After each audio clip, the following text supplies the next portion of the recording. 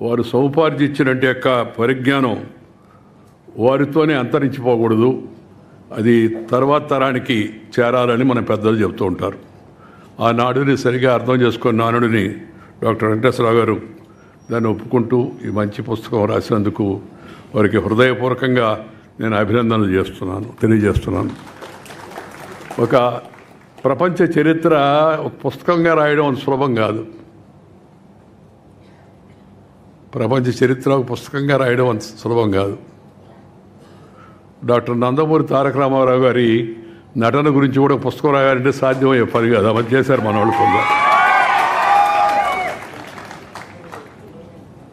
ఈ ప్రపంచ చరిత్రలో జరిగిన పరిణామ క్రమాన్ని సరళమైన భాషలో సామాన్యులకు అర్థమయ్యేటట్టుగా పుస్తకాన్ని తీసుకురావడం చాలా ముదావహమైనటువంటి విషయం అని చెప్పి నేను మనం చేస్తున్నాను. ఈ వివిధ సంఘటనలు క్రమేణా ఎలా మారాయి, వర్తమానం భవిష్యత్తును ఎలా ప్రభావితం చేస్తాయి అనే విషయాన్ని ఎప్పుడు చరిత్ర చెప్తూ ఉంటుంది మనకి. చరిత్ర దానంతట అది రాసుకోదు. చరిత్రను కూడా ఎవరో ఒకరు రాయాలి. మామూలుగా రాజకీయాలు, ఆర్థిక శాస్త్రం, సంస్కృతి, విజ్ఞాన శాస్త్రం, మతం సహా మానవ సమాజంలోని అన్ని అంశాలను ఈ చరిత్ర స్పృశిస్తుంది. మామూలుగా చరిత్ర అంటే కేవలం గత సంఘటనల కాలక్రమం కాదు. చరిత్రలో అదొక భాగం మాత్రమే. మన గుర్తింపునకు చరిత్ర అనేది ఒక పునాది. అది మన ఉనికికి సాక్షి మాత్రమే. చరిత్ర ద్వారానే మానవాడికి జరిగిన మంచి చెడులు, విషాదాలు, వివిధ సమాజాలు ఎదిగిన లేదా క్షీణించిన తీరు, నాగరికత విరసిల్లిన లేదా అంతరించిన ఆ యొక్క తీరును తెలుసుకోగలం. చరిత్ర ద్వారానే అది సాధ్యమవుతుంది.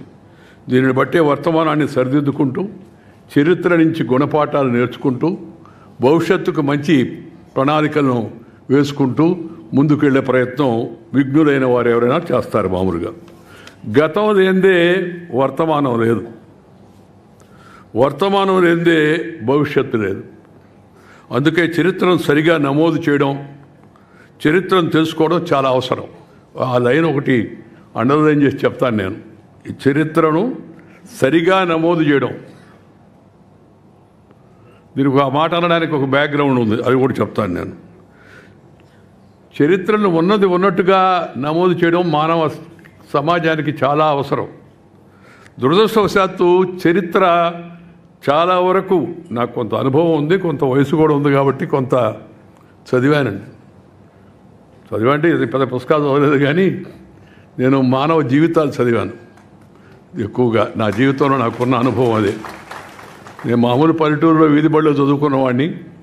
అందువల్ల పెద్ద పెద్ద పుస్తకాలు చదివేంటికి ఆసక్తి కానీ, అలాంటి అవకాశం కానీ, ఆ విధమైన ప్రయత్నం కానీ నేను చేయలేదు.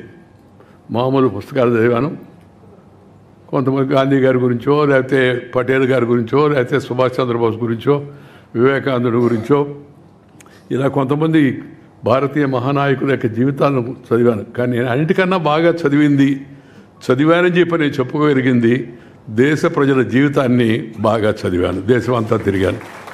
ఇప్పుడే నేను శ్రీనివాసరావు చెబుతున్నాను, నేను నా జీవితకాలంలో 520 జిల్లాలు తిరిగాను దేశంలో, 520 డిస్ట్రిక్ట్స్. 18వ సంవత్సరం మొదలుపెట్టి ఇప్పుడు 75వ సంవత్సరం దాకా. దానివల్ల కొంత జ్ఞానం, కొంత ఏదో నాలెడ్జ్ అంటారు కదా, అది కొద్దిగా ప్రాప్తించేందుకు అవకాశం ఉంది. కానీ ఎందుకు చరిత్ర వక్రీకరణకు గురైందని అంత పెద్ద మాట మీరు అంటున్నారంటే, ఇది నేననే మాట కాదు. ముఖ్యంగా ఈ భారతదేశం యొక్క ఉపఖండ చరిత్ర చాలా వక్రీకరణకు గురైంది, చాలా వరకు ధ్వంసానికి కూడా గురైంది. ఎలాగూ ఈ దారిలో పయనించేదానికి వెంకటేశ్వరరావు కొంత ప్రయత్నం చేశాడు. కాబట్టి నా సలహా ఏంటంటే, ప్రపంచ చరిత్ర గురించి రాశారు, మంచిది. భారతదేశం యొక్క చరిత్ర కూడా రాసేదానికోసం ప్రయత్నం చేయండి. మన దేశంలో మన చరిత్రలో అంతమంది మహనీయులు వాళ్ళు చేసినట్టు యొక్క అసమానమైన యొక్క సేవలు, త్యాగాలు, పోరాటాలు, వాళ్ళ జీవిత చరిత్ర, అవి తగినంతగా గుర్తింపుకు రాలేదు, తగినంతగా వాటికి ప్రాధాన్యత ఇవ్వలేదు. ఎందుకంటే మనం ఒకప్పుడు ప్రపంచానికి విశ్వగురువు మనం, ఆ తర్వాత విధ్వంసానికి గురి, మన చరిత్రాత్మకమైన విషయాలన్నీ కూడా చాలా వరకు ధ్వంసం చేయబడ్డాయి. మన దేవాలయాలపైన ఇస్లాం ఆక్రమణ జరిగిన తర్వాత దేవాలయాలపై చాలా దేవాలయాలు పడగొట్టారు. దేవాలయాలపైన చాలా విజ్ఞానం ఉంటుంది. చరిత్రలో చాలా విషయాలు మనం దేవాలయాలపైన రాసిన వాటికి బయట తీయగలిగితే దాంట్లో తెలుసుకునే అవకాశం ఉంటుంది. వాటిని ముందు టార్గెట్ చేసి కేవలం మతం కోసమే కాదు, దాన్ని ధ్వంసం చేశారు వాళ్ళు. మన యొక్క భారతదేశం యొక్క చరిత్ర గొప్పతనాన్ని గురించి కూడా.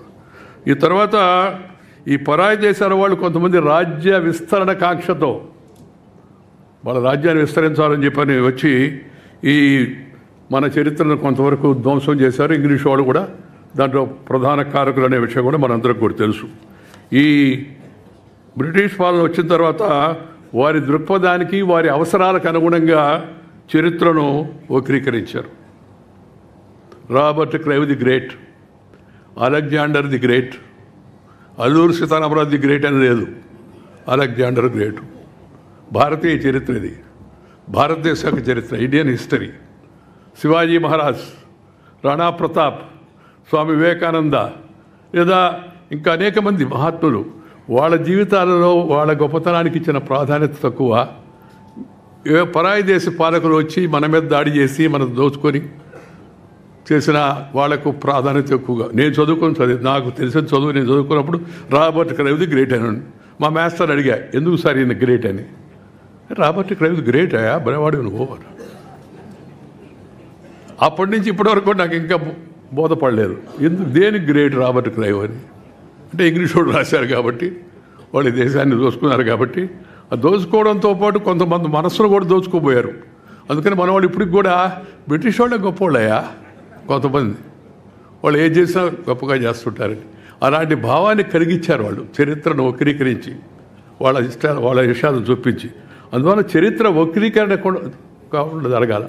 అలాగే కొంతమంది వాళ్ళ దృక్పథంతో రాస్తుంటారు, అదొక కొత్త ట్రెండ్ దేశంలో. వారికి ఏదో ఒక కొంతమంది లెఫ్టిస్టులనో రైటిస్టులనో ఆ ఇస్టులనో ఈ ఇస్టులనో ఏదో ఆ దృష్టిలో పెట్టుకొని చరిత్ర రాయడం కూడా మనం చూస్తూ ఉన్నాం, రాశారు కూడా, దాంట్లో అనుమానం కూడా లేదు. ఈ వెంకటేశ్వరరావు గారు రాసిన ఈ ప్రపంచ చరిత్రలో తనకు తెలిసిన తాను సేకరించిన సమాచారాన్ని బట్టి ఏదో దృక్పథంతో కాకుండా ఉన్నది ఉన్నట్టుగా సరళమైన భాషలో మన ముందు పెట్టాడు. అందువలన అది సంతోషించాల్సిన అంశంగా నేను భావిస్తూ ఉన్నాను. మన వద్ద అంకెల వ్యవస్థ మన దగ్గర ఉండింది, దాన్ని మన దగ్గర అరబ్బులు నేర్చుకున్నారు. వాళ్ళు కూడా గణితంలో కొంత కృషి చేశారు. వారి నుంచి ఐరోపాకు వ్యవస్థ అంకెల వ్యవస్థ వెళ్ళింది.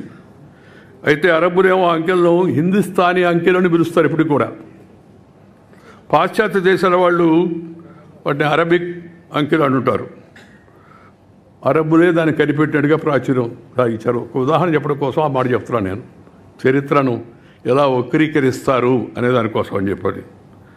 దేశ విభజన కారణంగా మన చాలా చరిత్రను కోల్పోయాం. మన ఆనవాళ్ళను కూడా ధ్వంసం చేశారు.